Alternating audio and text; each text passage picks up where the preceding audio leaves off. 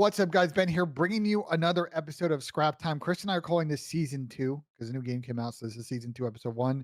I think what you said our 18th show today, Chris. We've already I done? think I'm pretty sure it's 18th. Something I'm We like almost could be positive, capping. but it's 18th episode 1, show, dude. episode 1, season 2, 18th show on November 18th. Talking all sorts of new game and a bunch of stuff. But we've got some special guests today. First off, in the bottom left, unfortunately, his camera is not working today, and it's tweaking. He's got to go run to Best Buy. We got Mr. Samuel LaRue, aka Octane. And then the bottom right, y'all know him from famously from Crowder's sub tournaments back in the day. Now professional Call of Duty player. My good friend from the Six, Mr. Asim. So I Hey think Sam guys. Mason we'll start with you guys. Like game obviously came out last week. Like how's the grind been? What have you guys been up to? I guess Asim will start with you on that front. I feel like this year more so than any year, the scrims have been starting earlier, so everyone's just been grinding hardpoint scrims and just trying to get learned with the hardpoint spawns and all that stuff. Because I feel like we haven't really seen a season start so early, like with it being started on December 8th. So there's only like I think 20 more days until matches, so it's just been straight scrims right now. Let me see. When is the first match? December 8th? I think it's Yeah. the 8th or the 9th. Yeah, you guys had the first match against Boston once again. Yeah, no, so that's in about 2 weeks. 2 weeks and some change, 2.5 weeks. When did the season start last year? It started early, but when was the pro-am? It was in December because we had an event. It was like around. It was like right before Christmas, though, right? I remember Yeah, it was everyone like went 2-2. Everyone went 2-2, so you had 4 league matches before rally. Lit. It was basically it's a week later this year because I think last year was the week after Thanksgiving. This year it's the second week after Thanksgiving. Oh, But okay. yeah, this first stage has got a weird split because you get 2 weeks and 3 weeks off for the holidays, and then another 2 weeks and then the event. So there's just a weird pacing to this first one where like teams will after those first 2 weeks, some teams will be feeling great, some of them will be getting slammed, and then you got 3 weeks to right the ship before they go freeze their butts in Boston. Yeah. Great So event planning yet again. yeah. I mean, listen. First off, I don't want to disrespect. First off, it's going to be a great venue again. Oh no, it's gonna be a fantastic venue. Calendars Outside of is the venue not will in- not be fantastic. Yeah, well, I hope it's and not as in bad as Boston, last but year. hopefully Outside.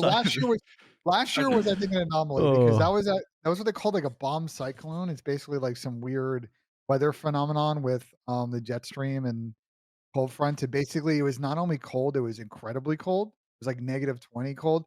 It was so cold that event last year. They were literally emailing people like the day before on Saturday and telling like general attendees, do not show up to the event and line up outside until doors open. Like, I do remember you're not that. responsible if you were outside and you like, you know what I mean? And meanwhile, I pulled up on Saturday and like the operator, the CDL operator guy was Yeah, at, there's like like every 20 event was people outside. sitting outside like, Ben J, what's good? And I'm like, you're a crazy person. You're sitting People outside were here for camping like out 3 there. hours. Yeah. Yeah, I brought a bunch of people in.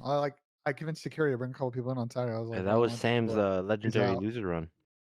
Yeah. Legendary loser. I lost in finals. It's not legendary. It was Sorry, almost dude. legendary. That shit was Almost crazy. I legendary. lost to Christopher fucking Crowder. Yeah, I fried Yeah, you, but bro. that was I was frying that day. that was the beginning of your Asilo improvement. You guys lost that tournament, got better of Asilo, and then won another tournament. You know? Yeah, I know, Ben. Yeah. LAT was bad with numbers on the CeeLo. Like, I get it.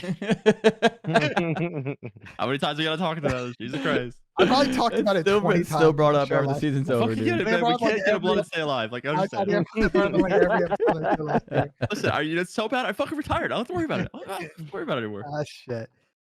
Chris, obviously, up, man? you've got a lot of responsibilities today outside of like creating content. Obviously, you got a coach. Like, what's the grind right now? Schedule like for you with balancing both things? Schedule for me, I mean, it's stream. I stream in the morning, coach, then do other like depending obviously on what we're doing right now. Coaching's still pretty new, just because everything's obviously in the first stages of just like learning the game.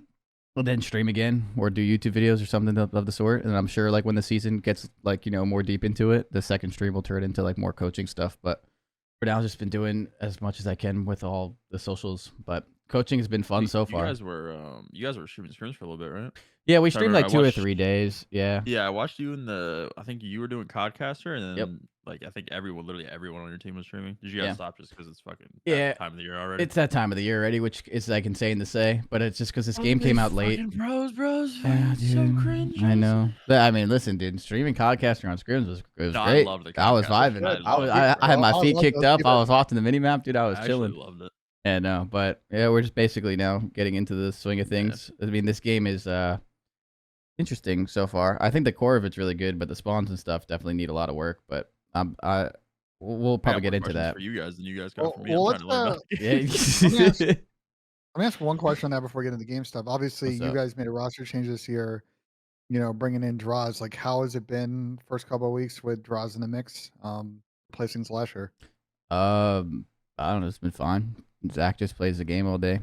That's like all he Yes, he does. does. Yeah, it's about. I Does he mean, does grind for sure. yeah. I mean, they've just been playing. They've been playing search tournaments and then scrims, and then after scrims he plays challenges, and then after challenges he plays eights, and then after eights he And then plays. after eights, he tweets, "God, I killed eights." Yeah, or something. Yeah. So I mean, the roster change has been fine in the sense of just like everyone's getting along and stuff. They're just scrimming. I mean, the season's Yeah. obviously super new, but I think during this time everyone's just super stoked to play a new game and learn it and just figure it all out. So things have been well on that front. Just again, kind of What taking it a day I at a time. like for this, like those fucking scrim accounts that always tweet out all the scoreboards. Yeah, Yeah. yeah. Like normally I don't really pay any attention to those, but for the last like every time I saw one of you guys, MC had like over a minute and a half in the hill, and I'm fucking cheesing. I'm like, he's finally doing it, He's dude. milking, bro. Till fucking He's Hilkin milking. plus. I love it, dude. Yeah, he's sitting in the hill. Drazah is running around. I mean, love it's it. been It's been working so far, but it's this game right now with how the spawns seem to be. It's just like it's still a little different. So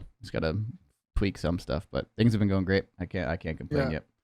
Let's transition now. Let's start talking about the new games. So obviously Let's came do it. out about this is now the 8th day it's been out. So obviously they fixed some stuff within the first week, so shout out Sledge, but there's still a bunch of They things. put out 2 You know, patches. yeah, 2 patches. With But one patch thing I notes. think that yeah, with patch notes and explaining why certain things didn't end up in a patch. So like Wow. really W communication across the board. And they were on Hector, my boy Hector, aka Repo's the stream yesterday, talking about a bunch of stuff which we'll cover. But I think let's start talking about spawns because you brought it up. So obviously, respawn right now. S&D's I think pretty good. We'll get to that. Yeah. But respawn is a little funky, especially hardpoint. Like Chris as a coach, I know this you don't want to give away too much, but having watched these hardpoint spawns, like, what are your thoughts? What are your thoughts on the map set and like things you're hoping they can tweak in the next couple of weeks, at least before Major One? Well, Asim's been playing too, and I'm sure you'll agree. I think they suck. I mean, like Yeah, they have The been spawns or disappointing. the maps or the both? spawns, the maps are fine. I mean, bro, I'm not like again. I think people will learn them and you'll control them. And with what I just said, Sledgehammer has been so good at communicating and talking about stuff. I think they even went on Repulse's podcast and they said stuff about competitive spawns and things of like they're already looking at they're like waiting tweaking for them what and the stuff. map's at, right? Yeah, so like they're already looking at what we're gonna be doing when it comes to like spawns. So I'm not worried about them staying like not the best and like how they currently are. But right now there's on certain hills and certain maps there's too many spawn points. So like even when you block like two like areas, like they still spawn in the same area that you're blocking because there's about it's like the double back spawn in Hydro. And then like there's also some maps where like the logic doesn't make sense. Like on Karachi on the P3 hill, like if you just get a kill, they spawn like an emergency spawn like all the way out in the back across the map with Yeah, no one default with spawn on the yeah, map. with like that's the Yeah. default logic, which So makes no far. sense. So it's like the spawns right now suck, but Sledgehammer's been doing such a good job with communicating and they already said like they're looking into it. So it's like I think we're in a good spot for that. So I'm not like, tweaking out or anything. And you're just gonna have to learn it for whenever they do it. But right now the maps, I don't think the maps are that bad. I really don't. I think the spawns ruin some of the maps. Like I think Subbase is a really good map, but I think the spawns ruin it type of thing. So I think we have a good ruins that chance. map. What's up? I Yeah. think the hill rotation ruins that map. Yeah, more like than that, anything. I think like there's like a few things that it seems like Sledgehammer is willing to change already. Like they've already said it that will make this game like even better. And the game at the core, when it comes to time to kill and other stuff, seems to be pretty good. That the fact that we're starting a Call of Duty with them already focused on things like spawns day one is insane. Yeah. So like I'm super stoked. Like I think they suck right now, but I do think like I'm like super optimistic about like what's about to happen with everything this year. I think the maps are also not that bad. I really do. I think this like everything else that kind of makes them a little but I think we're in a good spot. Asim, what do you think? You agree? Yeah, I think like what he like with the maps, I feel like hardpoint flow is like really good besides sub base, and the spawns are controllable, but they're really like bad in a lot of sense. So like even on a map like Karachi that's really small and like the highest kills you'll see is like 19.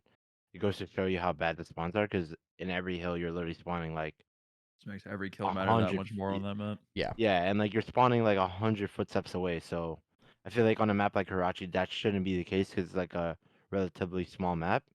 So once they fix spawns, I think Hardpoint will be in a really good state. But I mean, the maps are still getting mixy. So like Mhm. by December 8th, I think you'll see a lot of high kill games unless it's like Karachi. Yeah. Well, I mean, I spawned in on Karachi yesterday in 8s when we were playing them, and I was 100 meters away from the hard point. Like Oh, it said yeah. 100 that's meters insane. away from the hard point, and I was like, yo, I'm rotating. It was like 40 seconds left, but See it's you like by the guys- see time you I guys get next there, yeah, hill. by the time I get there, it's 0 seconds. I was like, what the hell? But yeah, I think once they fix that, I think we're in a good spot. So I'm super stoked, though. I really am. I think this is going to be a much better year than what we've dealt with in the past. So I think it's huge dubs. Let me ask an interesting, because we're talking about maps, interesting map question. So there's been a bunch of updates, and one of them that came out this week, they have actually a couple playlists they rolled out. One's an experimental playlist where it seems like they're going to try stuff out. Right now they're trying out like outlines, which I played with it a little bit and it seemed kind of cool. So I'm curious if they'll maybe add outlines to the main game. But they have like a Modern Warfare 2 Mosh Pit playlist.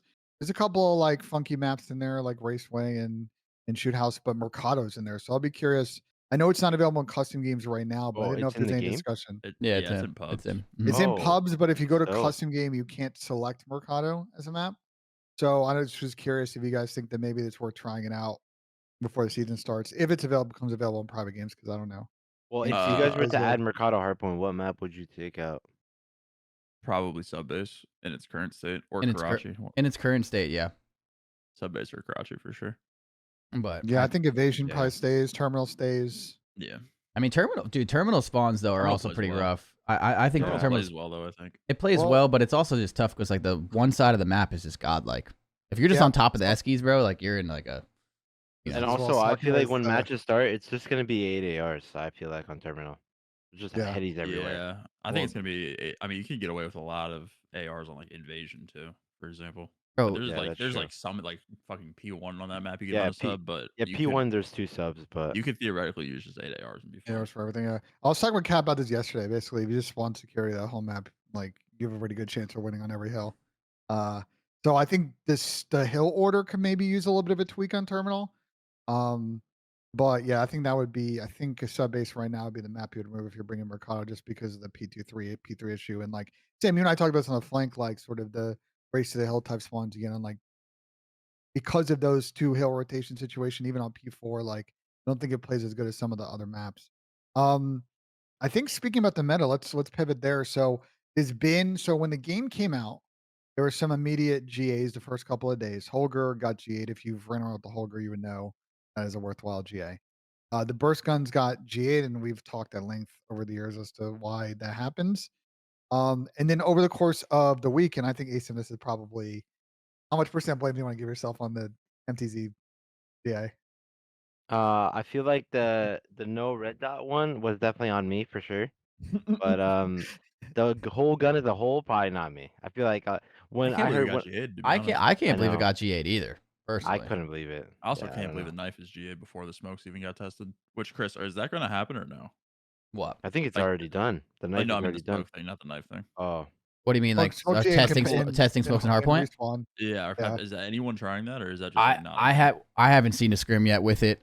I haven't mean, either. That's what I was asking. I don't know. Or if there's like any rumblings of it at all. yeah, I mean, I think this is asking too much out of Sledge and stuff, but I mean, I'm sure Sam, you can relate, and obviously Asim too. Like, I feel like smokes make sense for what smokes are supposed to be, and when it comes in respawn, especially search, like like you're supposed to throw a smoke to break and like cross and stuff, and obviously like have a chance. Like for example, Skid Row P2 coming out of the tunnel without a smoke, good fucking luck.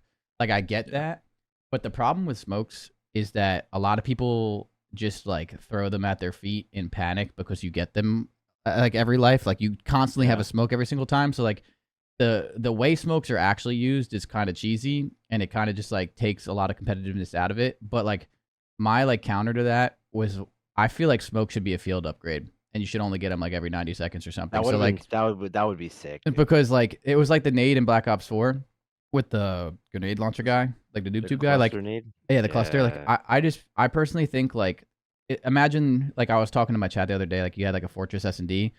The strat would have just been smoke middle map and get fucking crazy. And like that's kind of stupid because you get it every life, but like if you only get it every 90 seconds on a hard point or a search, and like you have to like use it more like tactically with like, yo, I have a smoke, we can use this to break kind of thing, or Kinda like things ass, like but that. just the But counter to that is like you get a trophy every life, practically. Well, yeah, so see, there that's is the have a thing trophy too. It's all like the that's time. the trophies and stuff are insane. But then also like Yeah. you have the DDoS. Like I don't know, it's really hard to balance because like, DDoS is cool. I'm happy people are trying so that. there but I is think a I field think people are upgrade. against that right now, from what I was There Oh, is told. really?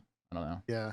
There is a feel good update, Chris. We were What? testing with soap. It's called smoke airdrop. It's basically like No, that thing eh, is insane. it's basically like in Valve. You're just Oh dropping a yeah, smoke that thing wall. is But the insane, bro. problem is Have you those seen smokes that? last forever, bro. And Yeah. it's a No, lot of yeah, smoke. bro. Yeah. Nah, that That thing is shit is insane, crazy, bro. bro.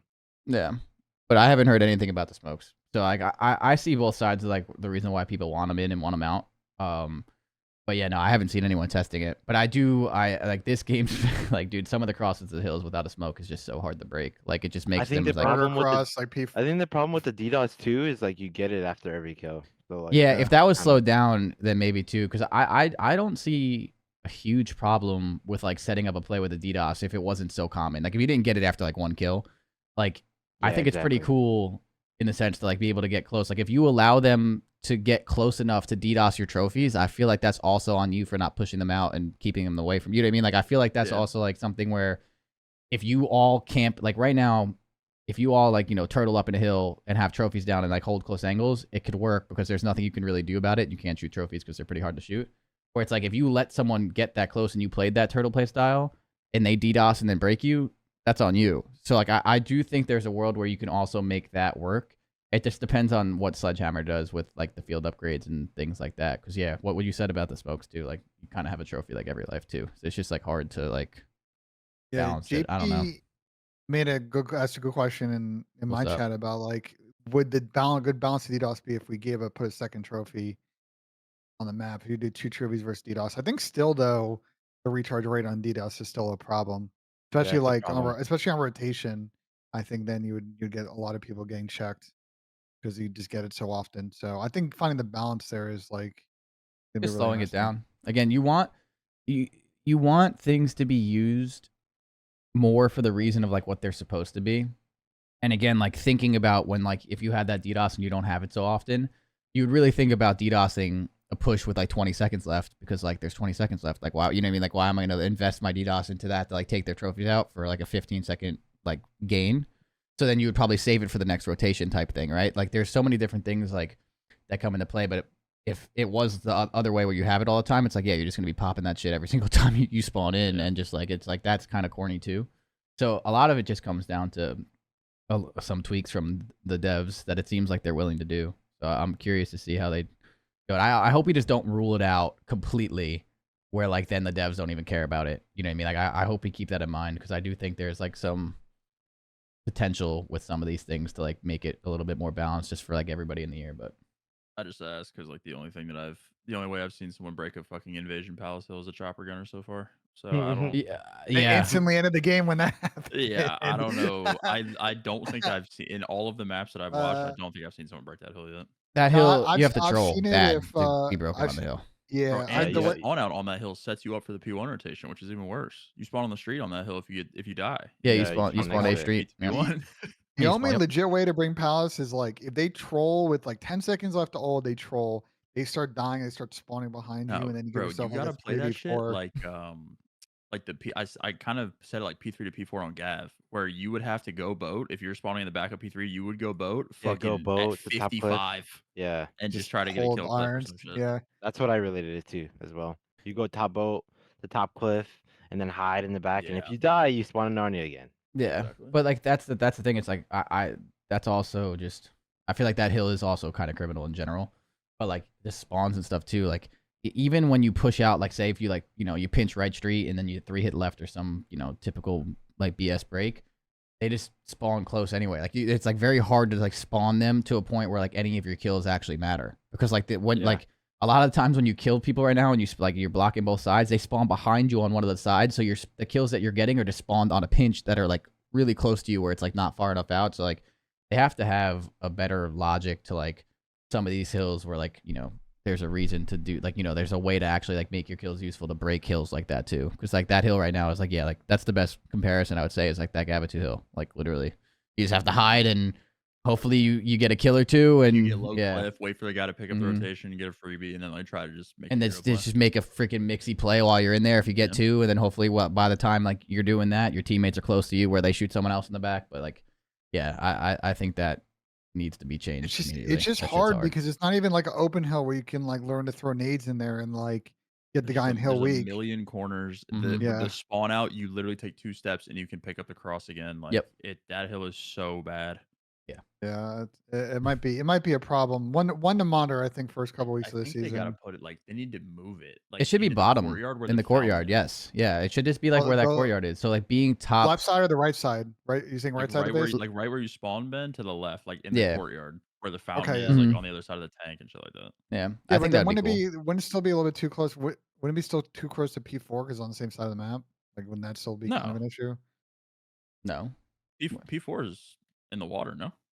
And then you rotate treehouse, and then you would just go back towards the palace. I mean, bro, subbase has 2 hills that touch each other. Okay, so we're thinking opposite side. Never mind. That's why I was confused. Yeah, I'm talking more like towards the water side of the map. Yeah, that'd make way too much sense, and I think they might have to do it because I think this the problem is Invasion is going to trend to one of those maps like Gavitude. I think it's going to get vetoed a lot in the beginning of the season because people are like, nah, not going to square up you with say like that, a but great then you're team gonna on the play map. subbase. So you veto Invasion, then you gotta play subbase. Dude, I was like, that's the Gavitude Bocage trade off, I guess, basically in this game now. Dude, it's so tough. Like in this game, a lot of like changes or a lot of like things about the game being good are contingent upon like it would be good if Sledge changed like X. And normally I'm coping out of my mind if I think that devs are gonna give us any kind of support.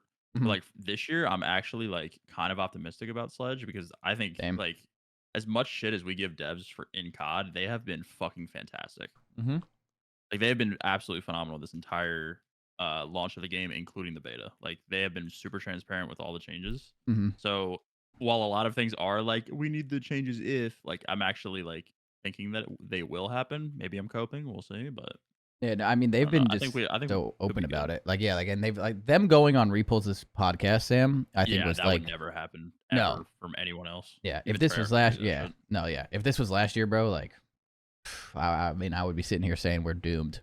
Like but like yeah, absolutely. But I do think like with how how good their communication has been between everybody, and then them going on that podcast, and then them actually saying like what they think about the spawns, does make me I'm not coping as much. It was something where it was like what it's they didn't like, want to diminish the gameplay of everyone because of like a few people are snaking pretty much. Like I mean a small percentage of the community is snaking. I'll say one thing that is kind of fair in the sense like if you I had a conversation I don't know who with the other day, but like in order to get rid of snaking, which I hope they do, I really do, I hope they figure a way out. It would be so much better without it. Yeah, is like you have to do like the fatigue of like lying down or like slow down the lie down animation and stuff. Like that's like their argument against thing. That was like so ass backwards to me though. They were like, we don't want to put a cooldown into the game because it's gonna like diminish people's experience. And I'm like, if you feel that cooldown, you're snaking.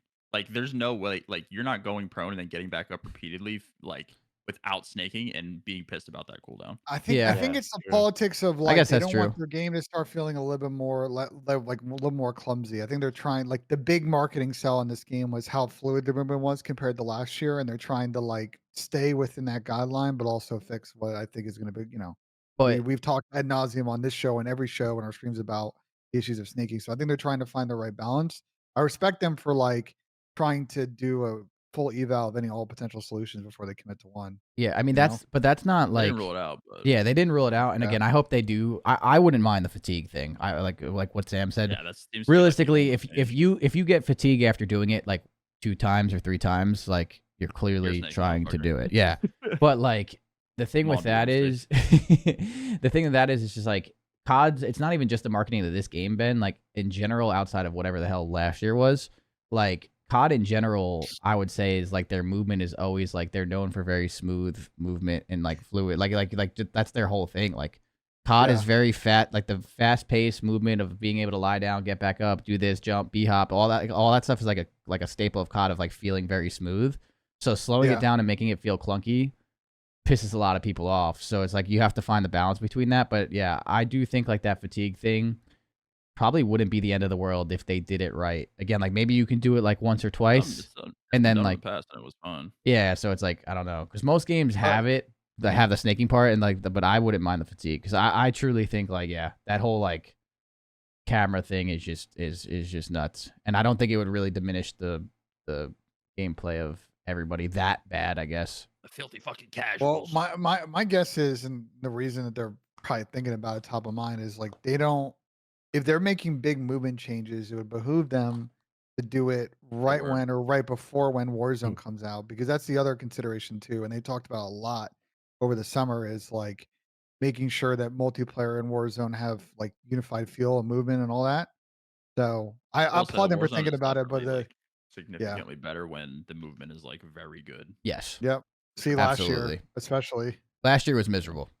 Yeah. For someone who plays Warzone every day, I still can't believe we play. I can't believe last year was real when it comes to Call Like of when Duty. you're getting turned Warzone, it's an infinitely better Last feel year than was not a fucking movie. sprinting on Yeah. Caldera. Yeah, no, like dude, that like I think Warzone this year with everything too, like that's a whole nother conversation is set up for greatness right now. But like, yeah, like again, you have to find like a very good way of not making it feel clunky. Because I think we also have seen how the community reacts when the movement is not smooth. Even right now, I don't know how Asim and Sam or Ben, you guys feel, but I still see.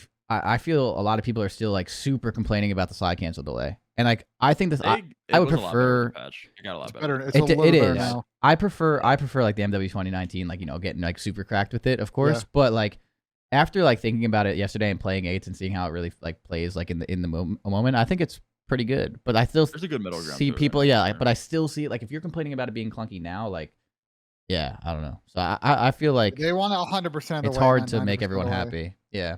I think they did a good job with that though, because I didn't realize that they were also trying not to make it like MW 2019, where like they actually want a little bit of delay, so like you don't feel like you have to do that constantly. So I think it's been pretty good. But yeah, I guess my point was just like, yeah, people are still complaining even with that being. I think the movement's really good and people are still super unhappy. So I'm scared with like fatigue of lying down how that would get taken by a lot of the COD community. But I still think it'd be worth it. Get that shit out of here. To address something I saw in chat, because people always ask, well, why not add an option for this, an option for that in custom games? And I want to give you like the developer perspective on it because it doesn't get talked about it much. Because I'm just giving you this POV. I think the argument against that is obviously they want to roll out rank play. And when you start making too many customizations to like movement and cooldown and all that, you deviate significantly from the matchmaking version of the game. And so then there's an argument to be made from the developer side. And again, I'm not saying there's a justified argument because I always get roasted every time I bring shit like this up. I'm just saying their argument would be like, well, now we're just creating two different games. And there's sort of a weird audience education problem. So I applaud them for thinking globally on this as to like Warzone and full multiplayer. If they're going to go down movement changes, again, good comms on Sledge of throughout pretty much the last month and a half after the beta being like, we're going to look at tax sprint delay in the game launch. And like, okay, we need to tweak it further. Now they made tweaks, and I think they'll look at it again. And with syncing, I'm glad that compared to last year, we had zero comms, zero real like outreach strategy. Radio silence. This year it's way better, and I hope all the studios, Infinity Ward. We know Treyarch's usually been pretty good about it. But I think this one's pretty much pointed at Infinity Ward. Like going forward, this is the strategy on how you keep your community engaged and you keep a really good two-way communication on like changes you want to make, getting feedback, et cetera, et cetera, et cetera. So got the Sledge on that. I want to talk about another thing that's a big change from last year: sound cues. What do you guys think of the sound in this game? Do you like it? Do you hate it? Like, I haven't heard any tweaks. shit EQ stuff. I don't know about. I'm not. Yeah, no, it's that, amazing. Just everyone running dead silence boots, and even like the only thing that's kind of whack is like as a sub player, if you want to run lightweight boots and then you want to run like dead silence as your field upgrade, like you're getting sound horde everywhere. But if you even pull it off for like a certain life to use, like it's great. Like the things that make Call of Duty and competitively like inherently are the trade-offs in your classes. Like in Black Ops 2, you couldn't stack your shit; you had to give something up. Like if you want to run lightweight, you can't run tac mask. Like that's what makes class customization fucking awesome. And when you're a super soldier, it's boring. I agree. So I love the fact that they put in two versions of Dead Silence, one of which isn't permanent. So like if you want to run lightweight, you're gonna be loud, motherfucker. Yeah. No, exactly. It's amazing. And I also think like when you are running lightweight, like you can get sound horde in hardpoint and stuff online, but I also don't think it'll be that bad on LAN. Like I think it'll be like a version of last year where like the people that are also using lightweight, like you'll still be able to hear them and stuff. I don't think it'll be terrible on LAN. So it's like I don't even think it would be like super like like really really bad, where it's like if you're doing the dead silence like field upgrade, it's gonna be like unusable. Maybe online it might be a little bit, but it's not that bad. Like even when I was doing it, I think Cap was using the lightweight boots yesterday when I was playing against him, and like I could hear him, but it wasn't like from across the map like last year. I didn't feel like it was that bad. And I feel like the biggest thing that they fixed is S&D with it too.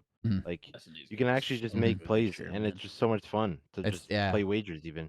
Yeah, You don't because get you can time actually just run around and have some fun. This is gonna be one of the best S&D games I was ever. gonna say, do you think it's our best Insane S&D take, but game it's gonna since be Cold War? nuts. Best It's S&D gonna be game so since good. Cold War? Probably, yeah. Is it Vanguard and then last year? Vanguard wasn't bad either. Yeah, Vanguard was okay. I just didn't like the maps of Vanguard. Maps were ass in Vanguard compared to this. As far as that's S&D. true. Now, well, now that we're talking about S&D, what about sniping in S&D this year? Ooh, that's a good question. Absolutely not. Absolutely not from it. I was getting trick shotted by Symphony yesterday. This might be the year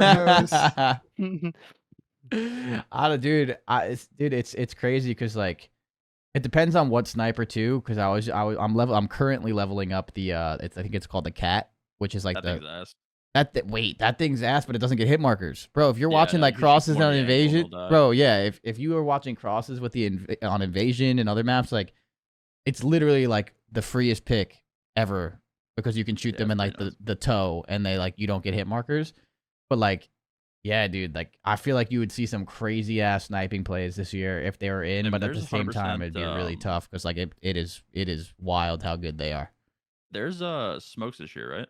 In S&D. Yes. So I feel like sniping like could have an angle there. Yeah. Smokester and snipe should not always be in, barring like a Cold War situation. But there are obvious snipers that gotta go. Of the time be in. Like, I think they got to exhaust all options to try keeping. Obviously, the longbow, like, see you later. That thing is a hit marker machine, to be fair. But yeah, you're gonna get well clips with it. But like, I think just figuring out if there is one sniper that isn't too OP, they can keep in great. But of all the years we've had, I think this might be the one, unfortunately, where snipers might have to be removed just because there are a couple of maps like a high rise that it's going to be a significant problem. Make cat on the stairs.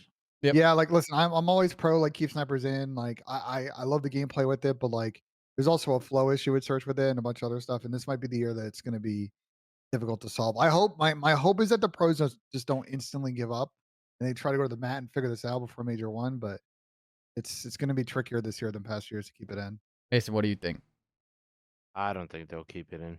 I think the way the maps are and the way it is, there's no shot. Especially with it being 150 health, like the trade-off to being able to kill a sniper. That's actually a really good point. Yeah, it's gonna be hard. That's what I was gonna say about any game with 150 health, like Black Ops 4, you had the Cold War, like you have this, and like a gun or a weapon, including the knife too, like even like the knife GA. This is like if you can kill in 0 milliseconds, like one shot hit, like kill like it just takes like you're like a super soldier in that sense, and like you just kill faster than anything, and like there's just nothing you can really do about it. That's why also the knife in like close corners is like it's almost better to slide cancel into like DVD on evasion with a knife because like they can hit you with 3 bullets, but your knife kills them faster if you're close enough. Yeah, and it's like the amount of kills I got on DVD with the knife because they can't do anything about it. And in a 150 health game, like that's kind of stupid. So like that's the one thing that like it's kind of tough to like make them worth it. But and like I also do think like I'm pretty sure. At least when I was playing, that there is also aim assist on snipers, which I wish they just did it like Black Ops 4 and just like like I feel like if you can just make it a little harder to snipe, then at least there's like somewhat of a trade off where like you have to be a little more accurate. But like, yeah, I don't know, we'll see. But there were snipers in Black Ops 4, and that was also a 150 health game. But I also do think sniping in that game was a little bit more tough. You had to hit you had to hit like chest up. There was no aim assist and things like that. But yeah, I have a feeling it's gonna go. But I don't know. I do think you would see some crazy sniper plays with in search if it wasn't gone, but we'll see. Yeah, this might be the year, unfortunately. So we'll keep you guys posted on that development. Is there any other like new game stuff we didn't cover yet? We covered spawns, maps, GAs. I think that I mean, we haven't talked about Control. Yeah, what are your thoughts on Control so far? How many scrims have you guys played on it, Chris and Asim? Asim, how much have you done? I've only scrimmed 2 maps, and I've only scrimmed them twice. So I've only played Invasion and Karachi. Invasion looks really good, and then Karachi seems like playable. Yeah. I will say, like Chris, this is more of like a you question, but I think the spawn logic on Karachi is like unironically some of the best in the game. What, for control? Just in general, like the spawn logic of Karachi is fantastic on that map, specific Yeah. control. I mean, I don't think it's that bad. The point is that. Yeah, exactly. I think control is the same thing of what we've been like, kind of like the theme of this podcast. It's like, I think there's some potential there to make, but to make it even better. Yeah, it's got to make a few tweaks, but I don't think it's horrible. I do think, again, though, like they have to make a few tweaks with some of the points and stuff. I'm pretty sure isn't like sub base like super glitch. I think I saw sub base once. Yeah, offense and defense needs to be flipped. Yeah, it's like you like spawn on the point or something. Yeah. But it's like, yeah, like there's little things like that. There's a funny clip of your team You're breaking spawning in a sub base and they. Yeah, no, it's nuts. It's pretty crazy. So I do think control has some freaking. I mean, there's nothing you can really do. I mean, control has to be the third game mode. They just have to make it a little bit better with some of the stuff. So you guys haven't been scrimming high rise? I think teams. We've been scrimming high rise. Yeah, I think our third has been high rise and been okay. Like, I mean, we haven't played enough control for me to really like have like a good opinion on it yet to see it. But high rise plays like and then like Karachi and Invasion like work for now. I mean, we played GameBattles control for an entire year, so be the bomb sites. Yeah. Oh, really? Shit. So B, like the old B, like the mid map search is not too bad, but the heli, the hot one's a little harder. Is that one that one's got to be hard? Yeah. Yeah, I could see how it could play decent because you can kind of set up plays taking long routes. I don't know. It's just hard when you get put in a fucking trap on that one. We'll see. But I think Sam, you and I talked about this, that third map right now on control is kind of iffy. I was curious if they've communicated at all, like from the league and the developers, as far as getting a V1 for CDL, like what the deadline is, like how much time that everybody's got to figure out this third map for control. Do you guys know? I do know, but I don't think I can say actually. Yeah, I actually don't know, but at the same time, like I don't know. Yeah. Damn, content creator out here. Let's go. Look at you. Crazy. Dude. Sam's got all the fucking intel. That's his job. Yeah, not even a pro player anymore. I've just been watching how the scrims go for now with the controls and stuff, just because everyone argues about the map so much about like what should be in and what should be on. So I just let them argue about it. let the kids go nuts. Yeah. Well, fair enough. I guess we'll wait to see where they land on that. But control might be an iffy one for major one. I think in general, something too, just the expectation set. I think just to finish this off is like we've talked a lot about what's good. I think there's a lot of stuff they need to fix. Unfortunately, the problem with the way this first split is structured, where it basically runs from the beginning of December to the end of January, there's a good likelihood that a number of stuff will get fixed in the middle of the season. And likely at the CDL side of things, you won't see that until the second stage, just because they're not going to switch patches midway through the season. But obviously, you never know. Maybe the pros are going to do it. Who knows? But just expectation set that might be something we have to navigate. Anything else on the new game before we move on to the next topic? I think that's pretty much it. I think we covered everything. Yeah. Other than like the meta stuff. Okay. Well, we got a bunch of other fun topics to talk about. Actually, let's talk about something. I'm gonna kind of mix and match from my original order here. Let's talk about something that kind of launched yesterday, BPL. So Chris knows I've talked about this thing since like World War II, Chris. You and I talked about this a lot when we were in Columbus. And our boy Easy Mac finally pulled it off. Basically, if you are a fan of CS and you know what Rank S or FPL is, basically we have a version of that COD now. Breaking Point is basically running a invite only sort of ladder 8 situation. It launched yesterday. I think actually Drazah is actually top of leaderboard right now. No surprise there. Yeah, he tweeted that he killed ranked already. So but basically the idea from Breaking Point is they have this sort of monthly prize pool. It's a couple of G's, and basically it's sort of a Discord. People go in the queue, they get put on teams, and basically to kind of incentivize more money eights, more eights getting played, because it's very seasonal the way it's worked the last couple of years. It goes, it dies, it goes, peaks at the end of the year, blah blah blah blah. But I think I know Austin in particular, Easy Mac, we had him on here. Austin and I have talked about this thing for like literally like I don't know, as long as I've known Austin. He's had that idea for a long time. Yeah. Yeah. Him and I've talked about this for a while. So I'm glad that he set this up and pulled this off. So I think it runs until the first set runs until the 3rd of December. So I'm curious what their changes are going to make for the next set, if they're going to add more sort of players to it. Sam, are you invited in this? Yeah, I'm in it, but I don't know how often I'm gonna be able to play it, because usually it's like late night shit and I stream in the morning, so it's gonna be like Yeah, right now. And how do you get in it? Like, is it just an invite only? Like, I think there's a yeah. Oh, like how do you actually join? Yeah, you get invited into Discord. And so you have to get Yeah. invited through them. So it's either like you're a pro player Yeah. and you get invited that way, or you know someone Right kind of now, thing. there's 3 people in the queue. It's Pred, Prelude, and Haggy. They're in the queue, like they're waiting to Yeah. play. So yeah, if you join the So queue, like there's 8 people in the realistically, queue. if me, you, and Sam were to go in and join the queue, and then like a That's couple more 6. people, it gets to 8. Like it would start. That's pretty Yeah, it cool. would start. Yeah. That's pretty dope. Yeah, no, Austin's had this idea for a while. I'm actually happy that he got that up and running. That's pretty cool. He's had he when I talked to him last about this probably like a year or two ago, like he's had the cord for a while. It's just been getting the funding. Like Yeah. they want to put some money behind it, which they have now. So I just listen. Like in general, I'm always a big fan of people in the community doing like cool and new, interesting, innovative stuff to support the community. And this is one of them.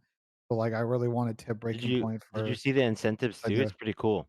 It's like they're running the league for 2 weeks, and whoever is top 10 in the leaderboard earns some cash. So like incentivizes people to play AIDS. Yeah, I think the next question I'm gonna have for him is like, they need to have a way, just like what you saw with like, I'll give you an example, like Stewie 2K is an example of someone that started his come up to a pro because of rank S. Mhm. He's obviously now a top level CS pro, Yeah. and he got his start because he was running through smokes world starting people in CS. They were losing full about it, but then he got into a good team, got into Cloud9, bada bing, bada boom. I'm just curious, like how BPL is gonna solve that problem, how they get sort of the right, like, non-pros in here and they can kind of prove their worth, so, Well, there's a thing in the league. I don't know if any of you guys follow. It's called Champions Queue, Mhm. and it's basically super high end. It's like BPL for league essentially, but there are non pros and there's like a vetting process. I was gonna say, do they have to vet them for that like is hacking and used. stuff and all that and like weird Well, shit? there's that, but they use basically it's a separate system from ranked. It's not actually ranked gameplay. It's just basically eights. But for all of the non pros, they use a vetting system from solo queue. So you have to be X amount of like X rank in solo queue for X amount of days. So I think Ah. in Champions queue, it's like you have to be high masters or like low grandmasters at minimum. So in COD, it would be the equivalent of like super high Erie to low top 250. Oh, that's pretty That's pretty cool. cool. And then like you Yeah. get vetted from there. I was gonna say that the Yeah. thing I'm worried about in COD, The I mean, hacking thing is is just definitely gonna be an issue. yeah, because like, dude, like multiplayer ranked last year and even ranked towards the end of Warzone, bro, was miserable. Like with like Yeah. how many people doing it, so it's like you have to like be super careful with that. But I'm sure like there'll be ways to like try and I'm sure like even like monitor cams and all that crap and everything else that you can do around. I mean, like even if people, they but- aren't cheating though, like if I'm getting killed by Billy Bob Joe in fucking BPL and I've never heard of him in my life, like that guy's cheating. Yeah. So that's gonna be a shitstorm for sure. Yeah. But yeah, no, I that's think a this cool idea. I mean, I think yeah, I there's think it's gotta expand it Mhm. for it's just some more challengers players off the rip, like someone in your chat said, invite top 8 challengers players, like, I think, yeah, getting some more NA challengers pros, some of Like whom are whenever ranked comes out, exposed. like it's just tough. 'Cause, like if it has a working anti cheat, I think that like the rank thing could be viable. But if it doesn't, then at that point you kind of just got to go off challengers players, I Yeah. think, and just like chalk the rank play people. I think you would have to because because I mean rank play is one thing, but being good in challengers is like obviously way more impressive anyway. No, Yeah. like so I feel like that's like a big thing too. So yeah, I didn't realize that was even launched, to be honest. But so does that happen mostly at night? Because I'm more of like in the morning too. It came out Sam. last Yeah, night. Oh, it it's came always out pretty last much night. always Oh, at so night. it's really Yeah, good. it That came makes out sense. last night. Be But always at night after I scrims. could Though. see like maybe a series gets going before scrims. It's just hard because today's obviously the Today's the Ah, Boston tournament. tournament. Yeah, But like today's the yeah. Boston I could tournament. see like, for example, like, you know, like around if no one's scrimming like Wednesday before Thanksgiving, like next week, like I Mhm. could see the queues happening like early, you know? You know, It's just gonna depend On on the what off people days, want. it'll for sure be a thing. I want to. Like Yeah, I Sundays definitely and want stuff, to if see people that aren't playing more on because Mondays. I feel like that's cool. I want to follow that more. That's Well, that, cool. Go to breakingpoint.gg to check that out if you're going I'm up to BPL. about to do that right now, actually. Move on to the next topic. This actually dropped this morning. I got on and people pointed this out to me.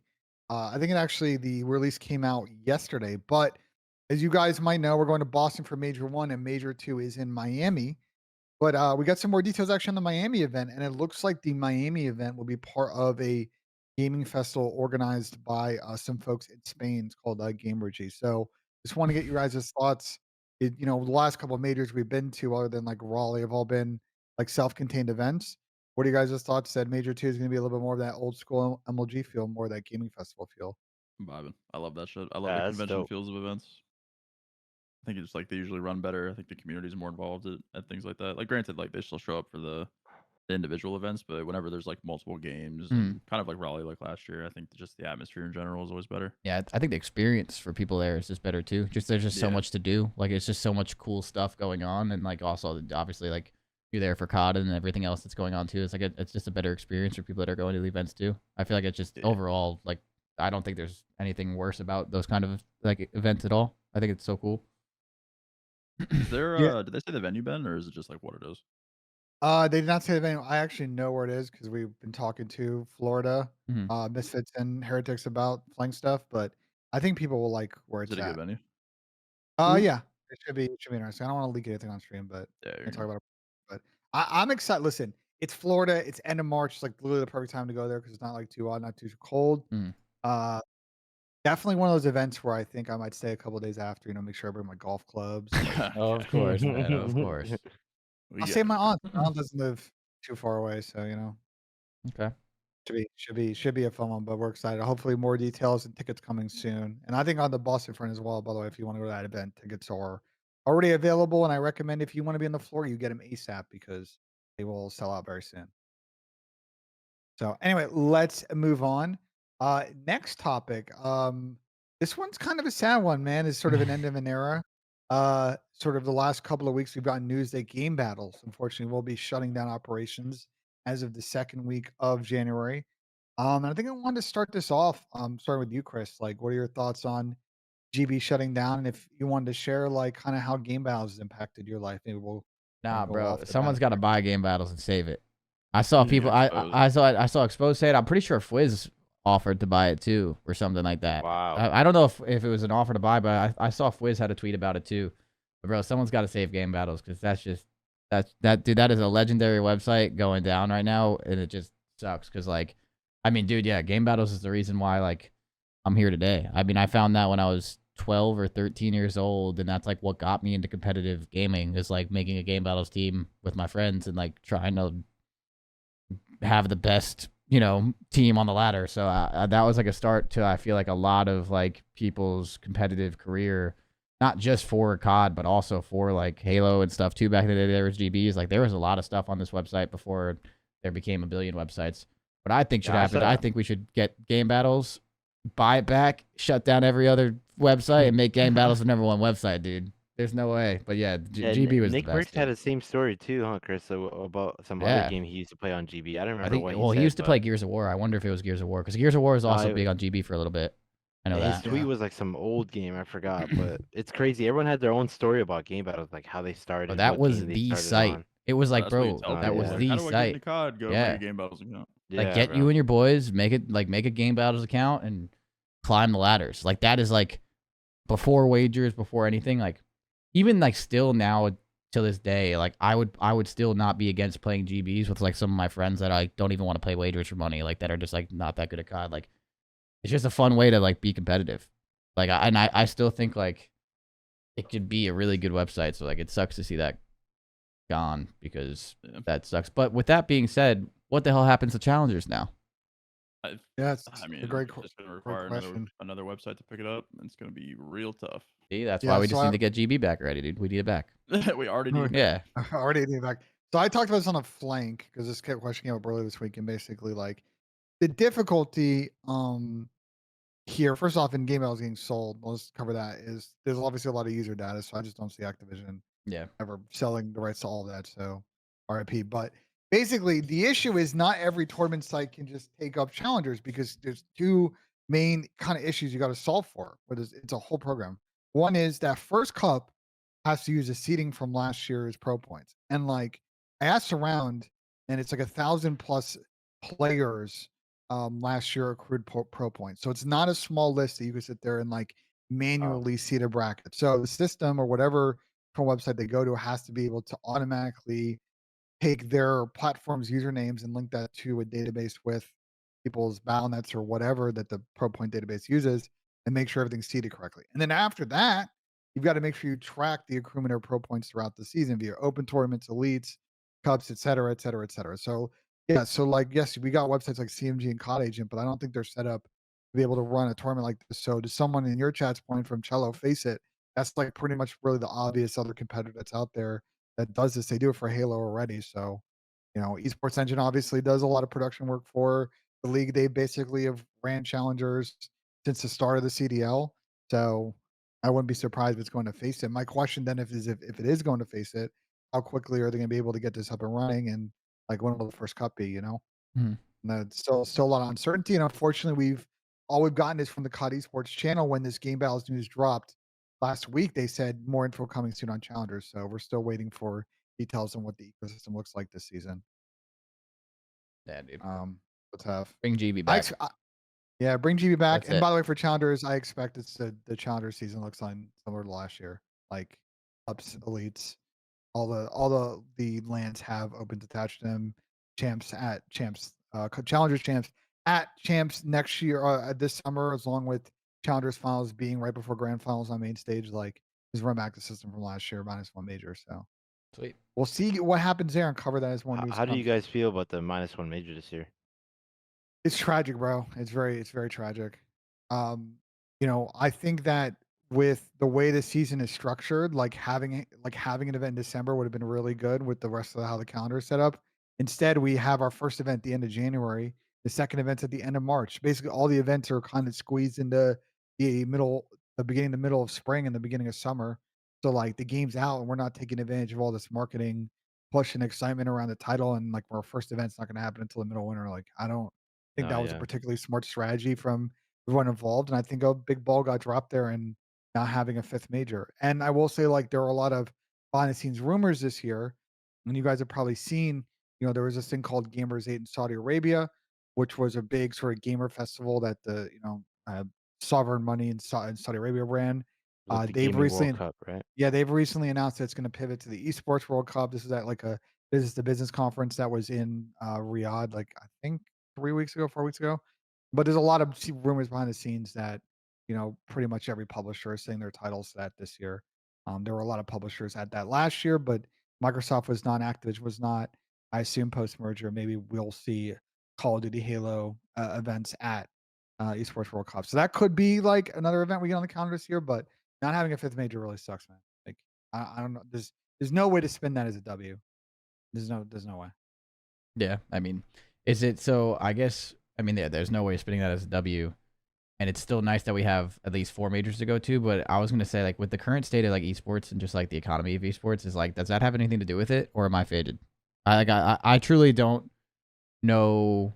Even if there was only 4 majors, I think the strategy of not having a major like early, or even if it's not like a major, or like used like a pro am, like what we did last year with like the game like coming out and all that stuff and the marketing around it, like what you just said is like spot on. Like, does it have anything to do with something of that sort, with just like the current economy of like esports in general right now, or is that just like me talking out loud for no reason? I don't even know. Talking out loud for no reason. Yeah, like would that? Yes and no. I think is the answer. Yeah. Yes, in a sense of that, like, all the let's be candid, all of the franchise leagues, the Activision ones, Yeah. Overwatch leagues are shutting down now. Uh, you know, um, LCS has had a number of issues this season. Mhm. There are VCT's got its own problems. Like the franchise leagues are really struggling with the struggling team economics, and therefore it cascades down to the league economics. Combo that with the fact of, on the Activision side, it seems like the esports division is slowly getting squeezed. Now that the Overwatch League experiment's over, I don't know what happens with CDL after this season or next season or whatever. Like I do assume that the CDL resources and cash available they can use is starting to decrease over time. And so, when you have team hosted majors, obviously that takes a little bit of financial burden off of Activision, puts it on the teams, but that's obviously a delicate balance. So yeah, I assume if there was a team that was willing to have hosted a fifth event this year, that probably would have happened. My guess is Well, the reason it didn't is the league would have had to have run that event. And I guess they didn't have the that's budget or the ability to do it. I guess that's my point though, is like with the teams having to host the majors, it's obviously a financial burden on them. And we've talked on this show before, like hosting a major though is really expensive, and I feel like teams aren't making enough money to justify it. No, so is that like that's a big reason why we don't have a fifth major then? Because like I feel like people aren't making money. If you don't if you don't own a venue, so basically your biggest cost when you run an event. Mhm. Because the problem with running, people always try to compare it to a concert, like a tour, like Travis Scott tour, right? The way that the economics work on a Travis Scott tour are way better because they have these touring sets, they have touring crews, they have big like kind of merch and other apparatus they bring with it. They've got this cost that they amortize across different events and they can build it instantly. The problem with every esports show, it's like a one-off. So you have a one-off stage, one-off crew. You usually don't own the venue, that rental cost.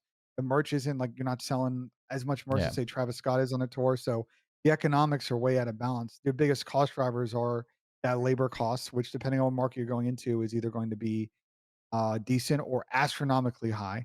People Mhm. always ask, like, we don't, why don't we have Chicago events, New York events too often? Well, labor costs there are insane. LA is another one where outside of Anaheim Convention Center, it's wild. I'll tell you that. Having worked on the event side and seeing what labor cost is actually insane.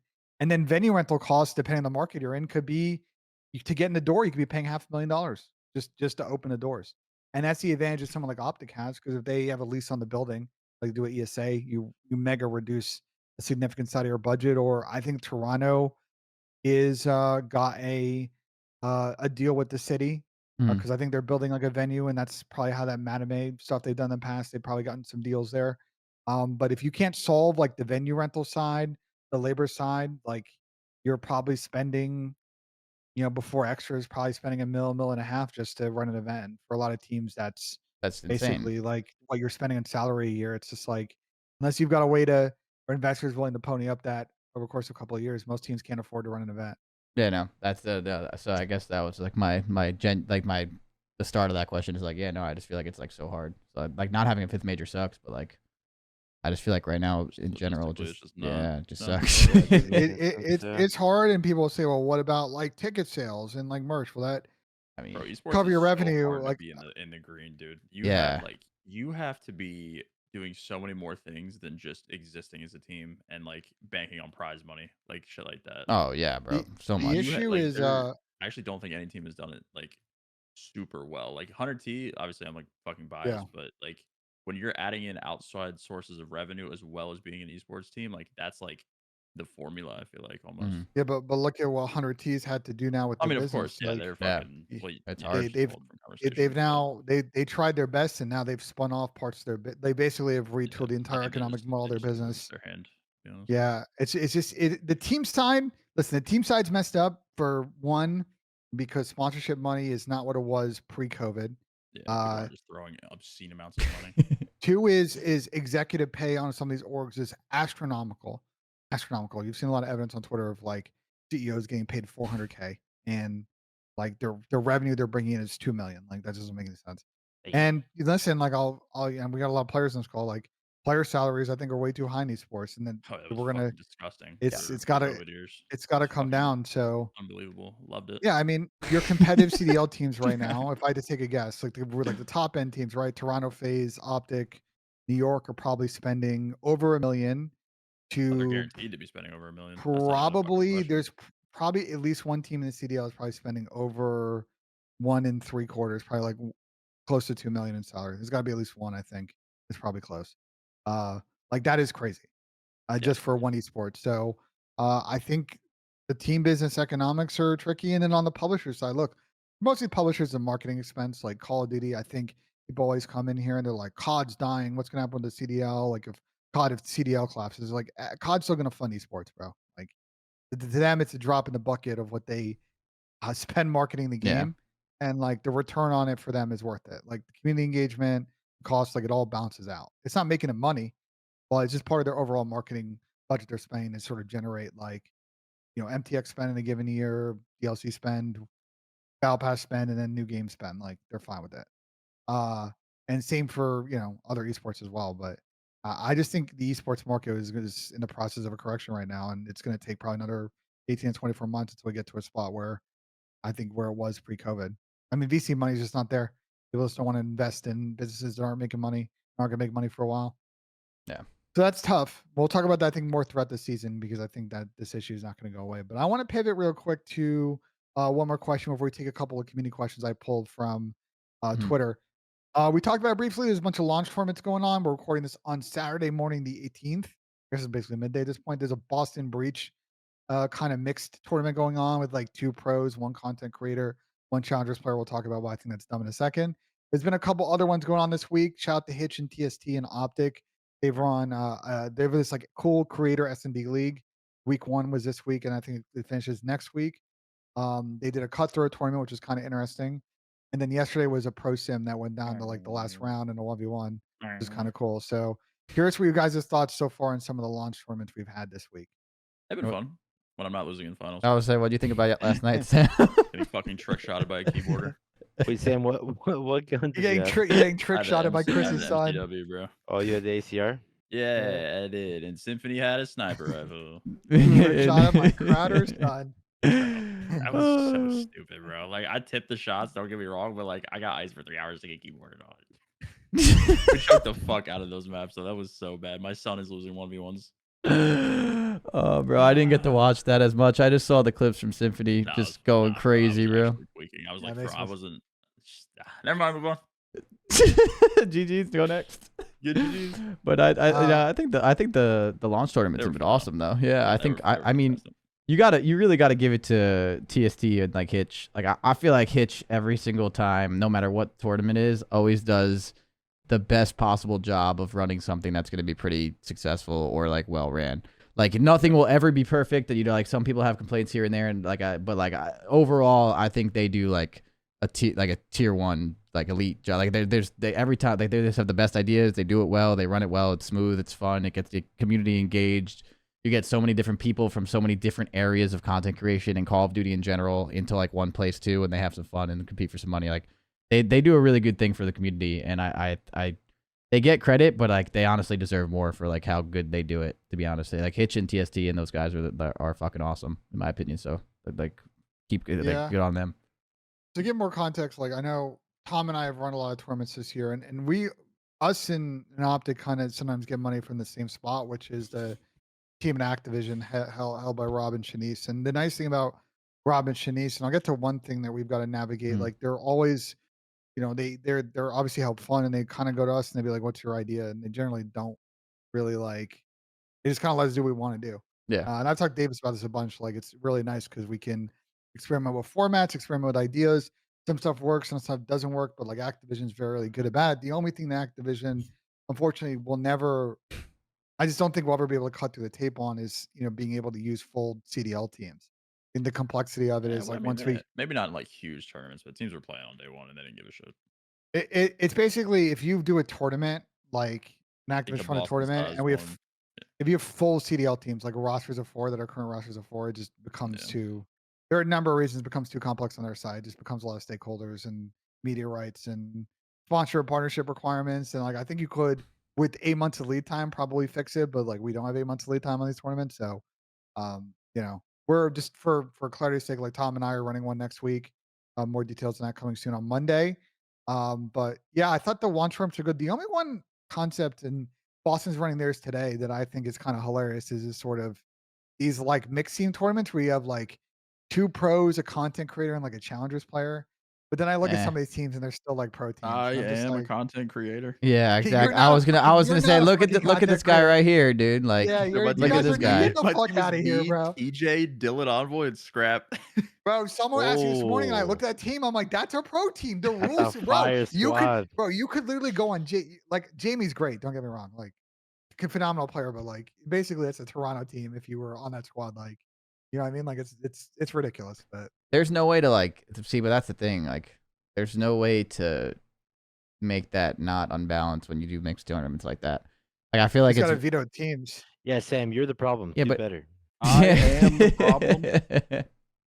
Sorry. But it's just like when Damon retired, I saw him playing tournaments with Scump Informal, bro. Like they got the dynasty together for some tourneys. Like Josiah and Brian, after they retired, like they were playing in launch tournaments and they were considered content creators. And it's like, bro, they used to be pros. They've won events in multiple. They've won championships in multiple fucking games. Like that's just the problem with this tournament. Yeah, it's like but like everybody's doing it though. Like everybody's stacking their teams. Yeah, it's not like 2 people are doing it and everyone's gonna have a bad time. So it's like I get the format. I agree with you, Ben. It's like kind of ass just because like there's workarounds, but if everybody's doing it, then it's still fine.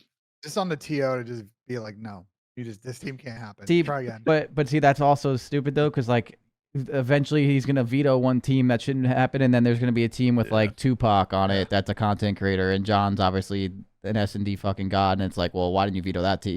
It's you can't do that either. So it's like, I feel like you just have to accept that if you accept an invite to a tournament like that, you just say like, all right, this is about to be sweaty as shit. We have to stack our team. You know what I mean? And just like you have to go in there, make your best team, and just try and win. Like you have to accept that at that point. And if you can't accept that, then you shouldn't play in the tournament. So it's like I feel This like is just the Call of Duty equivalent of when the David Stern vetoed the Chris Paul to the Lakers trade. It's like you do that and you put your thumb on the scale. And to your point, Chris, then like people are just gonna pick and complain about when this team you'll never next win that. team. Yeah. Yeah. So it's tough, but at least I shout out Boston's actually a fun tournament with their groups in the bracket that'll be today. But I think we'll probably have launch tournaments. I assume they're still happening next week and probably the week. My guess is, and I haven't talked to Shanice about this, but my guess is they're probably doing a bunch over the next couple of weeks. And then whenever Warzone launches again, they'll probably do more launch tournaments that are going to be Warzone focused. So I'm shout out actually really looking Activision. forward to that flank one. That flank one's gonna be fucking. Yeah, that flank great. one's gonna be cool. Yeah, I think you guys are doing a cool thing with that. Be on the lookout. We are doing a flank episode on Monday, and there'll be more details in the tournament on that Monday episode. It should be a fun one. Sweet. We're also doing a tier list on an episode. And those are always our best episodes. You guys want to rip a tier list? Let's rip a tier list, bro. Doing a tier list, dude. Doing a tier list episode with Chris and Pat and Tommy is like so stressful for me. Sam, you're easy to work with because like I think you and I agree on most stuff. Those three, bro. It's gonna be so funny to me. It's gonna be. I'm shooting from the warehouse, so I'm just like, I may walk away during the episode. I might be like, y'all are arguing. I'm gonna go get a drink real quick. Like, you guys go figure this out. It's gonna be so hard to like not necessarily talk about the flank thing, but just like the teams in general, like power ranking wise. It's so hard to rank early season because not everyone has the same amount of reps and like. Oh yeah. Like there's no way to like actually quantify like early scrim results. Like I could say that fucking FaZe has been shitting on people, but OpTic has barely played, New York's barely played, Toronto's barely people played. were tweaking about OpTics for a scrim. They dude. were They were tweaking about it. I loved it. It was hilarious. I gotta roast the community for this, bro. No, like, they are actually idiots. Yeah, that was crazy, bro. The same people that complain about the teams on stream scrims, the same people I saw. And then they stream and flame them. In OpTic chats flaming the players saying they suck when literally, bro, literally AG hopped off a plane, went through customs, landed back in his apartment, dropped his shit off, and got in the game to scrim and like was asking where the fucking next hill is, and they're getting rotating the wrong hills and he's getting cooked. Clay's team who has like 50 reps per map already. It's like Clay's team's already got set. You know Clay, bro. He's so nerdy. They've already got setups and fucking this shit and that shit. It's just like, dude, like I saw the names, I know the names, and I'm just like, bro, these people need to get a grip. And like, you're gonna complain when they don't fucking stream their next couple of streams. Yeah, and then they start, like you guys should stream. You guys are ass. What? You're not streaming anymore? Like, dude, give me a There's a whole entire Reddit post about how fucking ass these guys are. It's like, what the fuck, bro? I'm not streaming no more. It's like, yeah, that's what happens. Morons. Oh my God. I actually lost composure. I was like, I felt bad. I felt bad for them, bro. I was in one of their chats like watching it, and I was like, like, oh shit, like this is their first scrim, and they were losing, and then dude, just reading the chat was fucking crazy. I didn't get a chance to watch it because I was doing some God. stuff, but I turned my stream on the day after yesterday, I think, and I was asking my chat, and everyone was like, yeah, that was like one of the worst things I've ever seen. Yeah, dude, it was fucking nuts, bro. That was hilarious. Dude. Holy bro, shit. Someone in my chat saying OpTic is soft confirmed. Brother, we're not saying this like that. I'm saying y'all, the community, complain that people don't stream scrims, and then you're creating an environment where you're going to basically like disincentivize the biggest team from like streaming their scrims. Like that's on y'all, not on them. That's on y'all for not creating a good environment. That will never change. That environment will never change though. Like ever. That environment will never change. Like, dude, imagine if sports games had a fucking live chat. Like, oh my God, like, bro, man, you serious right now? Like, people be complaining about the overs, like, dude, people be going nuts. It's like that. Have you random as fuck? But have you guys watched Thursday Night Football on Twitch? No, I have not actually. The chat is fucking insane. Yeah, it's probably insane, dude. That's what I mean. Mark Andrews fucking shattered his ankle into a million pieces the other night, and the whole chat's like, my fantasy. I'm like, dude, this guy's fucking season's over. You guys are bitching about your fantasy? Holy shit. Yeah, no, that's what I mean. Like, that will never change, bro. That's just a part of it. I think you just see it more, obviously, streaming or, Thursday Night Football, because you actually get to see a live chat of what people are saying, like, when they're picking it. It's so fucking funny, man. Oh, my gosh. It is funny. By the way, that I just wanted to roast people for that. I had that boiling. So let's move to some community questions. We got 3 good ones, and then we'll take some more from the chat before we dip. I think this first one is really fun, and I'm going to start with Asim. I'm going to start with you with this one. It's from Martin on Twitter.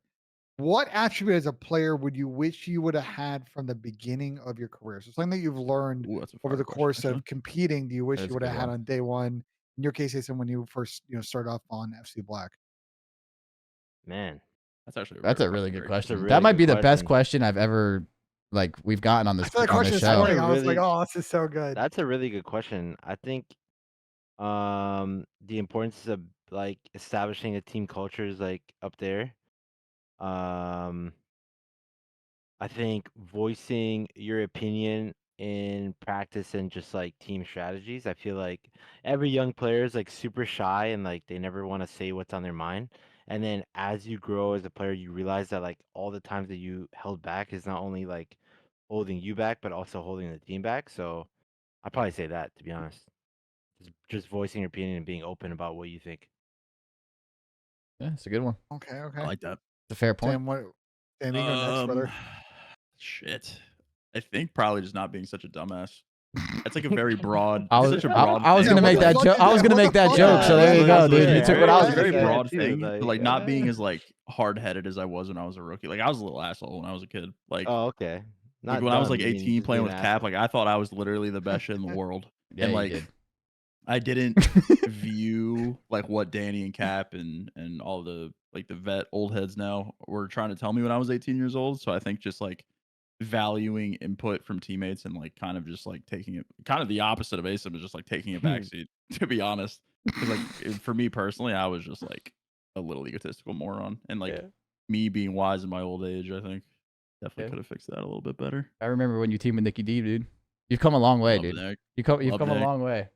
Great guy. That's funny. Yeah, I love Nick. Just not being a dumbass. Pretty gay. Oh, what do you say, Chris? What's one thing you wish you would have had in the beginning when you started out? Man, my problem was definitely not speaking up. I did a lot of speaking. Shit, bro.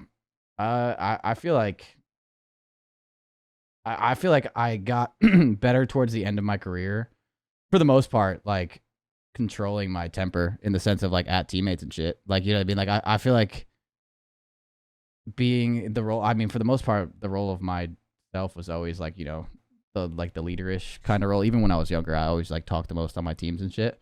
But I feel like I always like kind of, yeah, I used to tweak a lot more when I was younger than I did when I was older. And I think like as I got older and like just learned how to communicate with my teammates better, like then getting better, like more out of them. So I feel like I wish I could have been probably even a better leader earlier on in my career and like set people up for greatness more. This even is more. like a random side note, Chris, but there was like obviously I competed for fucking 8 years, right? There was like very few feelings in my career than like watching someone be fucking godlike.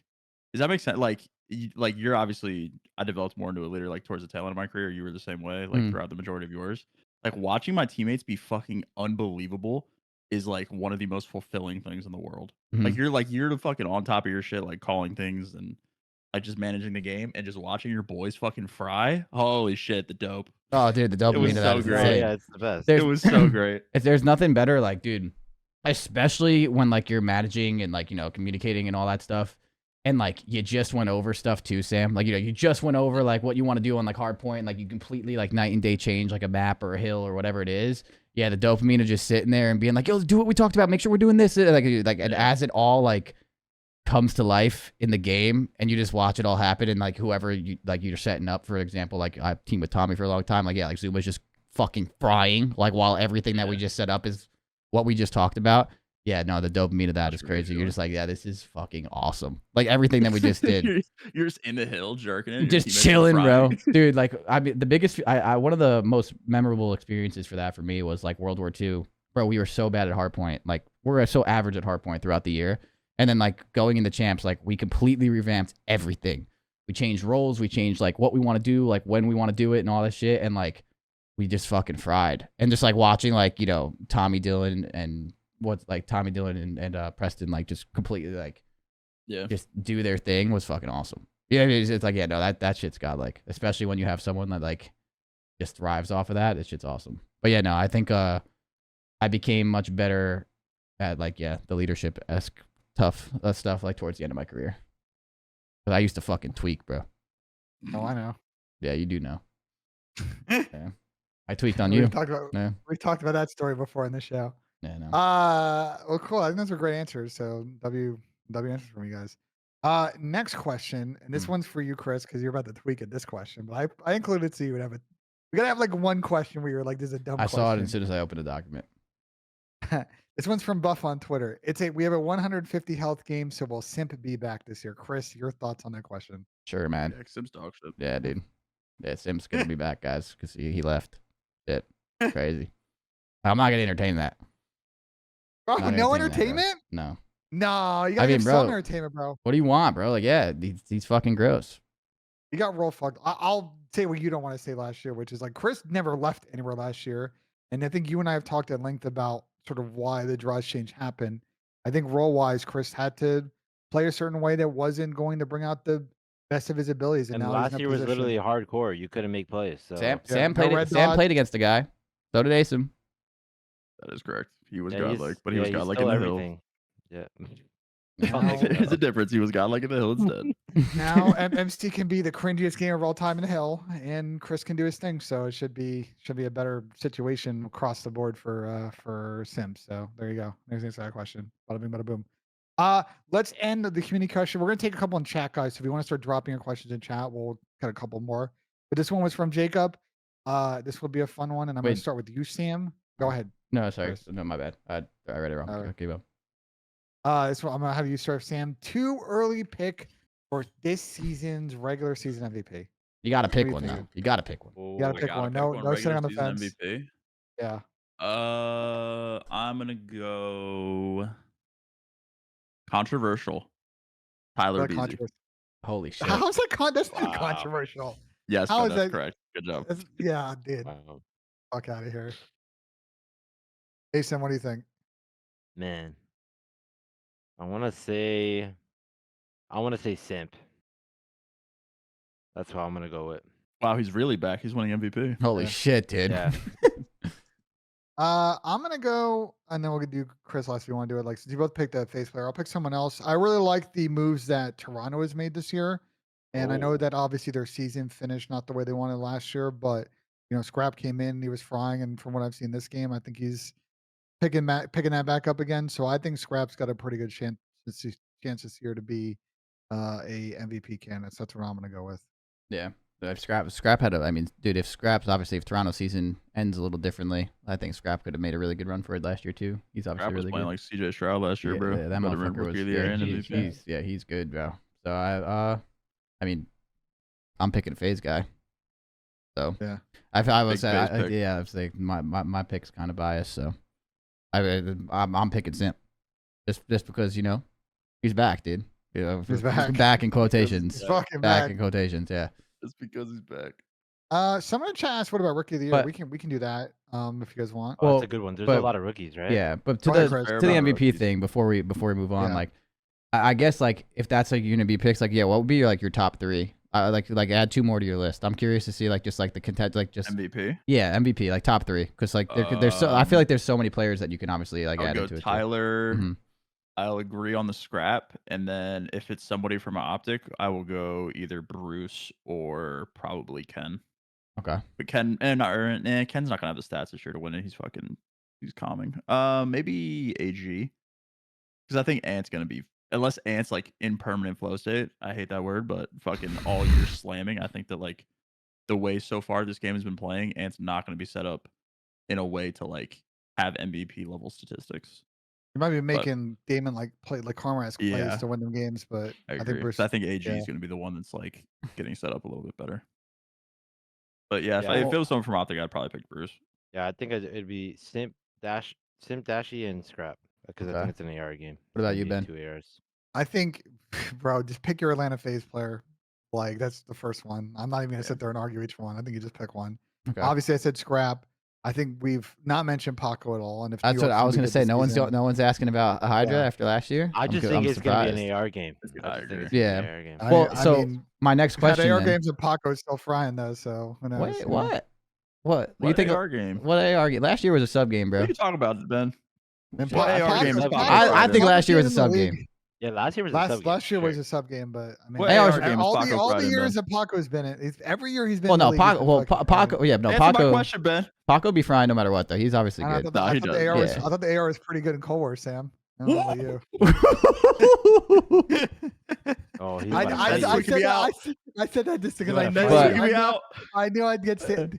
We've been joking. People in the chat. Me out. We've been joking that Sam, Sam now that he's retired doesn't have to represent big AR anymore. The big AR industry. No longer a lobbyist on behalf of big AR. I'm gonna keep trolling him this season about. I'm tweaking. MVP. Yeah, I see people in the chat saying it. Really good. I'm really excited to see Dante on New York, man. I think it's a big step for him.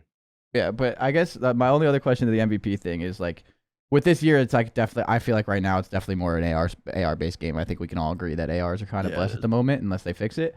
But do you think like the MVP as well though should also like be like? I feel like by roles in a sense, because like someone just said Dashy's fine. I wouldn't sleep. Stats will be there. Same thing with MC.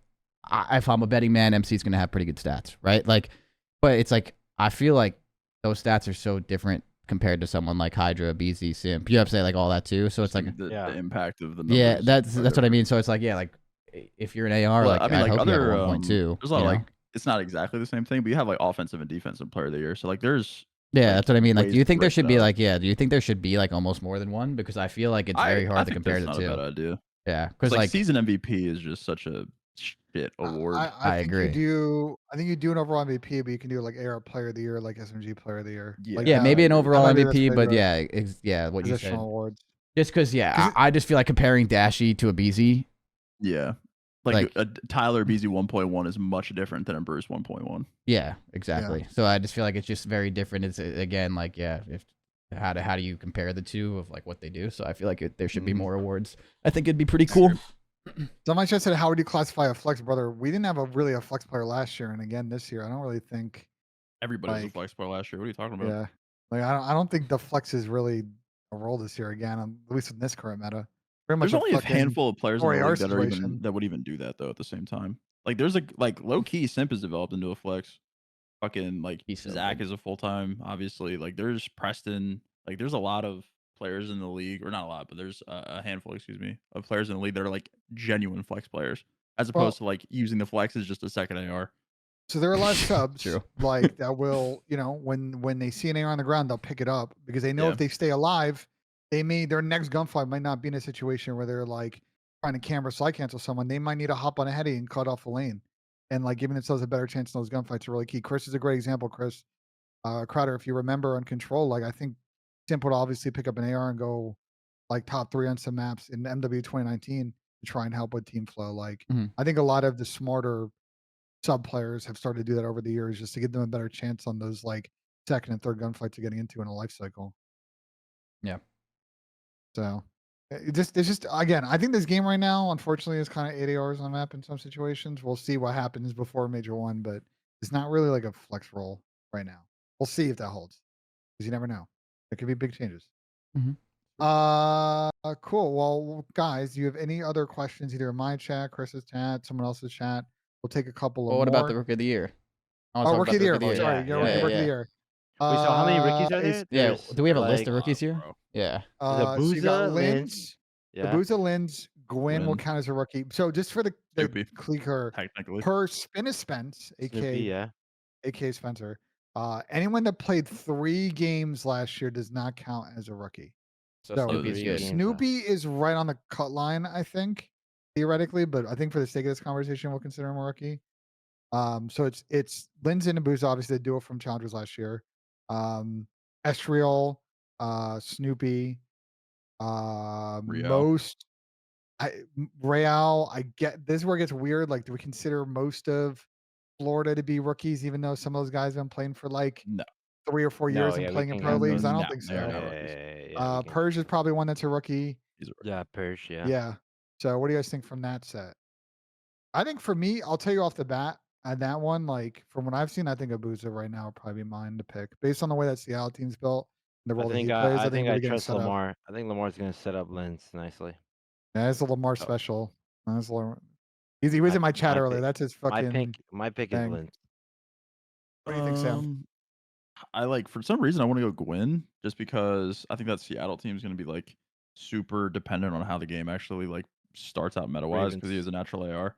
He's Or not. He's not in the Seattle. You Ravens. mean? It's okay. It's Ravens. okay. I know what Yeah. Sam meant. Yeah, I know what you meant. But I think the game is like super dependent on how his performance is dependent on the meta of the game. So I think if it's like more AR heavy, then I think he'll start to shine. But I think if it goes to like a 2 sub type thing, then it's gonna be a little bit of a weirder situation. So I'm leaning away from him and more towards like a Linz or a Gwyn, I think. Also I don't want to sleep on Real because that guy's gross as well. Yeah, Real's good too. So if I had to pick, I'd probably go Gwyn. What do you think, Chris? Man, the Linz one's a good idea with Lamar setting him up because like Lamar's really good at like His obviously formula, bro. He loves yeah, it. that's his formula. So like that's a really logical pick. But like I feel like I'm gonna go Abuza. I think Abuza's been playing Nice. pretty well so far from what I've seen, and I think he's pretty talented. But I wouldn't be surprised if Linz does really good. I haven't seen some of the other rookies really play enough. Like you know, like I don't know enough about all of them yet to like give like a fair assessment to them. So like I might just be counting them out just because I just don't know yet. But from what I've seen, it looks like Abuza, but we'll have to kind of wait and see. Yeah, there's a couple of rookies in some interesting spots. I think the Yeah. rookie last year, I felt like the rookie race, like look at the beginning of the year, you're like, I don't know. Crowd comes in, he backs up his shit talk. It might be over after the first event, and it was clear, kind of was. Yeah. This year might be a little bit more open on that rookie of the year stuff. So I found a really good question. And Chris, if you've seen one in your chat after this question, let me know. I'm gonna start with Asim on this one. Some of my chat asked, have the pros and GAs ruined the chance of us getting a 3-gun meta in this game? Do you agree or disagree with that characterization, Asim? Yeah, I think it's gonna be a 2-gun meta for sure. But do you think like the pros and GAs in a malicious or unintended way have ruined that, or do you think Well, that was just it's gonna weird happen based on because the flow? I feel like they could probably establish like a 3-gun meta with having the 3rd gun allowed for one player, but then people just go to scrims and then they just rock 8 of that same gun. So I Yeah. think maybe they'd ruin it, but I don't know how you guys feel about what if there was like a role set GA where it's like one guy can use the MTZ, 2 guys use the sub, or not even probably like 1 stub and then 2 scars. Like I don't think that's ever been done, but like in IW, was there ever more K bars or more ERADs on the map, or was it always There's 2 always one ERADs? in before. Usually always Yeah. one Like, M before and then one ERAD, then 2 K bars, right? Or sometimes 2 ERADs depending on the map, if It I was remember sometimes correctly. 2 ERADs depending on the map. oh, so they interchange. Okay. Yeah. I feel like if you do something like that, you just completely eliminate like I think if you have a player that can use both and he wants to, you know what I'm saying? Like I feel like he should just be allowed to. Like I think Yeah, limiting that's someone to a role like that is pretty silly. Like yeah, Yeah, like that's true. I don't know. Like I feel like you have to like let players be free and like not every player can, you know, pull out a sub and get crazy with it, or like, and if they can, then let them do it. Like if there's a hill, I mean, Embassy last year, if there was a hill that had 4 Vaznevs and your team was able to do that, like you should be allowed to do that. Like I don't think Oh, that should yeah, be like that's fine. penalized. So it's like I don't know, but yeah, I mean, I've never really cared about a 2 or a 3-gun meta. Like I've never thought it was like that crazy. But I also don't know why the MTZ fully got GA'd. To be I don't understand honest. either. Because we're just going back. We're just now. I'm seeing 8 MCWs on the map. So what was the issue? Yeah, I don't know. It's the same shit. I'm Seems a gonna little be honest, preemptive to me, bro. for sure. Dude, I'm gonna give you guys none. I don't know if anyone in this call would ever say this, but I'll say it because I don't give a fuck. Like, you know what happens to some of these GAs? Is someone loads into a fucking scrim, they get absolutely slammed because that was the day they weren't engaged, and they blame it on a weapon or this thing or that thing, and they hit the GA chat, they bitch and moan, and then it gets GA'd. And I feel like that's That's what happened to happened MTZ. before. That has definitely I think happened before, but that happened that's to MTZ not. this year. But to take the other side of that, that's not always how it goes. Like I do feel like 100%. there's a disconnect of like people think pros just be GA and shit for fun because like it is like a lot of GAs do happen out of like the respect of trying to make the game as competitive as possible. I do think like majority of them are to do something like that. I don't, but like there also has been times where like I've seen it happen where like they got on, like there's been a team that just got shit on by a gun and they were like, never mind, this What gun was needs to the go. MW gun? The What was the to- MW19 the gun? AUG. The AUG. Yep. That Yes. was Yeah, the one. one Preston clip of him shitting on Doug got Yes. that gun GA'd. Yeah, that's what I mean. Like, Oh, it happened. It and happened that to Asim with the gun, SPAC class this year. and I'm almost It was positive like- that gun also just wasn't better. Like that gun was statistically not killing faster. Like No. there was numbers to back it up, and it still got literally GA'd. one Twitch clip on a Petro Dom, and it got chalked. Yeah, like But I mean, it happened to Asim this year, bro. Asim's team scrimmed Vegas. They all complained that everyone on Asim's team was using a clicking stack class, and then they were like, "Well, we're hitting the GA chat," and then bada bing, bada boom, like stack class. I didn't mind GA'd. that one because that class was unbelievable. Yeah, but then that full class- GA But I'm the gun explaining- is just yeah. so whack. I'm explaining that's how like it's done. I agree though. The MTZ, this I just don't understand what the MTZ GA is. Just like now it's for MCW. So what do we just do here? Well, the MTZ has the quickest time to kill within like 30 meters or 35 meters for sure. Like it does, but like at the same time, it also has like more kick and stuff to it too. Like, you know, like it's not just about a time to kill stat as well. Like there's other things that go into it. But like, yeah, it's just weird because like I feel like I never really saw more than one MTZ on a map at a time.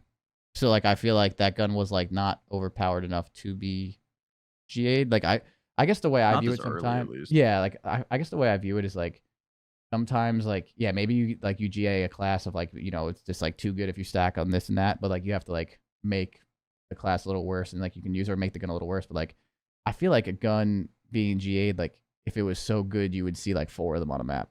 You know what I mean?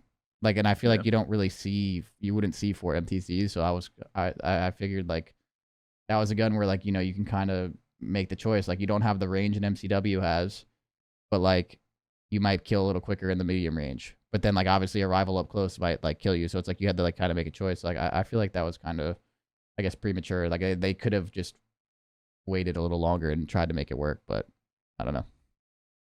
I think a lot of the GAs this year were like kind of preemptive. Like Yeah, the knife, like usually the knife gets GA'd after the smokes get tested because you have Drazah throwing in his feet and knifing people. Yes. But the knife's already gone. Like I feel like the MTZ got GA'd a little preemptively. Like maybe they try taking another. If it becomes that much of a problem where people are using it like 4 on a map, like maybe try taking another attachment off of it, something like that. But just like outright only getting use rid of 4 the gun attachments on it or something. Like, yeah, I think like I don't know. I feel like getting rid of the gun this early is like kind of insane.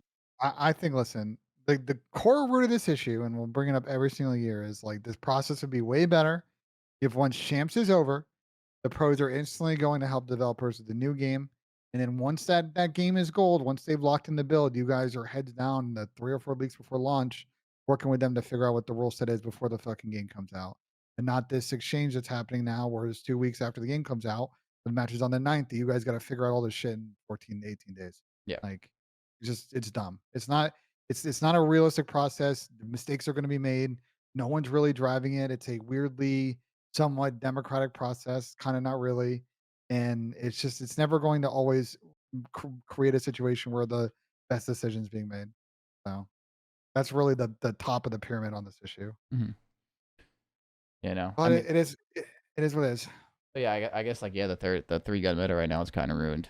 But I do think there was a world where you could have tried to almost make that work still. Because I think see, like you said earlier, Chris, but I kind of disagree. Like I think all of the games that had 3 gun metas were fucking incredible competitive CODs. Oh no, I'm not. Like, yeah, you're not really worried about it, but like I mean, I guess I don't care about it, and more or less myself. Like But I think that like there being a viable 3 gun meta is like a very telltale sign that the game is good competitively. That's like true. You think like Black Ops 3, IW, like these are games, even BO3, like those games maybe weren't competitive because of the 3 gun meta, but the fact that one was capable of like existing in those games was just a blatant sign that like, wow, this game's gonna be great for competitive COD because like the balancing is good. Yeah, so I guess to rephrase what I said, it's like I agree that like a 3 gun meta in that sense is definitely good, and everything that you said I agree with. It's more or less like I've just never personally kind of cared. I guess like even like while playing the game, like, you know, if I have to use an AR, I'll use the good AR. If I have to use a sub, I'll use a sub. But it would be cool, and I still think there's room to make the MCZ just usable and like not. And I didn't even find it super overpowered again, so it'd be cool to have something like that. I wouldn't mind that. And then going back to what you just said with what we were saying earlier, the flex role would be more of like a thing. An actual flex role. Yeah, exactly. Like it would be more of a thing because in Black Ops 4 you had your ICR player, which is like your actual main AR, and then you had a couple like people flexing around in the sense of using like the Maddox, and then like obviously you had one person actually use the SOG and the Maddox depending on the map. So it was like that was cool too. So I guess it would be better. Yep. Trophy SOG. Bloop, bloop. And then Asim was grapple SOG just freaking flying around. Yeah, that game was great. I love that game. What a game! What a game! And are we gonna finally have a Treyarch game next year? Like, please, dude. I feel like they Dude, keep Treyarch is teasing us, next. dude. Bro, and that game's been in the works for a while with Treyarch. Dude. I know this new game just came out like 8 days ago, but like holy shit, next year I'm We excited could be for on. it. We could be About in 8 for a days ago. back-to-back banger. Yeah, like we might actually We have like could. 2 Nah, Treyarch really doesn't good miss. CODs. Treyarch does not miss. They've never missed. Other Treyarch than COD 2, doesn't we don't count generally that. miss, and they have good comms, and they usually like They obviously have they've been great doing comps. rank play every year. They hear Like you. Treyarch don't miss, bro. yeah, they heard that. Like Dude, think about it. Cold War was technically like their quote unquote miss that, and they made that game in like 6 months, and that game was good. Competitively, that game was fucking awesome. Competitively, it like was the best. It was the best CDL competitive game we probably had, right? Oh, Yeah. not even definitely, close. definitely. But like, dude, holy shit, I'm excited for next year. We might actually have back-to-back years of COD of good CODs. Well, I mean, listen, just to we've talked about this a lot. Like, obviously, uncertainty about franchise leagues in the Activision world. Like next year could be more of an open ecosystem. And bro, if there's a banger Treyarch game with like events where we have opens that go into pool play and we go back to MLG format, could be an insane year for competitive. Like part of our problem right now is, Asim, for example. I know we've talked a lot this week, unfortunately, of sort of the LAG situation, sort of how you ended up in all of that. Like Asim's one of many a player right now that is league capable that has to, because there's only 12 teams in the CDL, has to grind through challengers, and a good game with like top AMs, like you could see a lot of parity within the Yep. top like 16 to 20 squads, and it can be really, really fun. So we'll talk probably more about Treyarch game when we get more details. It probably won't be till, I don't know, late spring, early summer, whenever we start getting leaks. We get more leaks now. Back in the day, we didn't hear shit on like fucking new games until like E3. But now I guess all these studios like leak either intentionally or unintentionally. So we start hearing about the new game like pretty much like in the middle, like season 2 of the current game, usually, yeah. which is nice. Yeah. Why So, would you say that though, Ben? Like, why does that happen? It's so weird. why Like, why the leaks now? no, like it usually leaks like at the exact same time every year. It's intentional. Intentional. Yeah. I'm convinced. So I'm convinced there's two types of leaks that go on. One is I'm convinced that this is my Ben Nissim conspiracy theory. I'm convinced that these studios now are, funneling information to some of these leakers, like to sort of start spreading a narrative about their games as part of their whole like marketing push around these Agree. games, which is that's just how it works. I can see Like, that. Start the conversation every year. they've been doing that in politics since literally like the turn of Nah, the it makes sense wheel. because it's always Like, the same time. So yeah. that's not a It- coincidence. I think like So the and data mine stuff probably isn't intentional. I think when data people mine are like stuff's in the actual code, like here's yeah. the name of the guns, like I don't think they're doing that. But I think when it comes to the style of the game, the era of the game, like Yeah. who's developing, like all those kinds of things, I think all of that's intentional for sure. But there are definitely I've seen some leaks over the years that like definitely I would assume it was someone at a studio that they're making a big competitive decision or a decision on a game, and they're like trying to leak it to see what community sentiment's like before they make said This shit's decision. ass. Which again, that's another thing that's happened under politics has been doing that for a very long time, like just like trial balloting stuff. So that's just kind of how the world works. And like, again, back in the day, back before like Twitter and social media was so big, like you had to wait till the trailer dropped at E3, and then developers went on E4 whatever YouTube and talked about their game, and then you I'm had to still wait till fully convinced, Gamescom for the next bro. release and all that I'm fully shit. convinced leaking in anything ever, maybe a hot take on me, such a shit thing. Like I hate leaks in any capacity, whether it be Call of Duty, whether it's fucking video games, whether it's roster changes in the fucking NBA, whether it's literally anything. I think that leaking it just sucks because like the excitement of like just having a Woj bomb drop on your timeline Yeah. is I fucking know. I great. know. It's the But best. like when in Call of Duty, when you have fucking no offense to these guys, but like Crone and JKL and all these guys tweeting everything, as opposed to just like a banger team announcement. Like imagine Pred just fucking they like OpTic actually got just to announce him. and no one knew. Like actually, no one knew that. I can't yeah. stand again. Maybe a hot take, but I just like it just diminishes the actual announcement so much because everyone was waiting Even for when it. CDL got announced, bro, like all those leaks that came out of all the rosters, it was like, oh well. You Like, they didn't even the roster before it's People are announced, and in then a it's trademark announced, and site. then like Yeah. you I kind of understand it to an Yeah. extent, just because like people want content throughout like Yeah. COD specifically, not necessarily my other things that I was talking about leak wise, but COD specifically, I definitely get because people don't want to be bored sitting on their hands for the whole off season. Definitely get that, but like the excitement of just like having something randomly drop that you're like, oh my fucking god, like that's dope. Like even Yeah. in music, Like if someone just drops an album overnight, imagine Drake just fucking dropped an album, no promo, no nothing. You wake up, just Drake album. You're like, what the fuck? Yeah. So like I think that again, maybe a hot take. People probably disagree with me, but I'm not a league person at all. It would be cool though if like you just had no like because when rosters are announced, everyone knows them beforehand. Like you just had no idea who you're about to pick up. No one says anything, and then all of a sudden like, yeah, dude, you're just like, oh shit, Pred's on OpTic, Drazah on FaZe, like like all this crazy shit happens. Like that'd be dope. But the problem is modern public relations theory is like if you're not controlling the narrative, then someone else is, and then you do not have control of said situation. And we've seen like a couple of situations with CDL. Remember the situation with Paris, their year 2 roster? It leaked, and then public sentiment was so bad that roster. Is that the Goonjar team on Reddit when they got flamed on Reddit? Yeah, dude. Oh my god. It's like if you're not controlling the narrative about your situation, you have no way to dictate community sentiment. Because if you can control the leaks, you can kind of guide the community. Not 100%, but you can kind of control the thinking a little bit, and you can kind of create the situation you want, kind of seed the ground. But if you're not, then you're just along for the ride, and that applies in like any industry. So it just, especially the NBAs, especially become bad with this now. To your point about Woj, like agents and these front offices leak so much. Bro, the funniest thing in the NBA is like 2 teams will get off like a trade negotiation call, and then instantly the contents of that proposed trade end up on like Twitter within like 30 seconds. Yeah, Colin Cowherd like, talking about it. It's like it's actually insane because it just there's no thought process. But anyway, that's a longer topic for another day. I think we can call. I think that was a good like it's like 2.5 hours. Oh, yeah, a good lengthy show. Chris, you want to take us home? Was that 2.5 hours? That was what we started. What 11:45 ish? Yeah. Not bad. Damn. Long. No, it was not. It was an hour and 45 minutes. Oh, was it was 2.5 hours. 2.5. I thought it was 3. That's crazy. 3 hours. Let's go.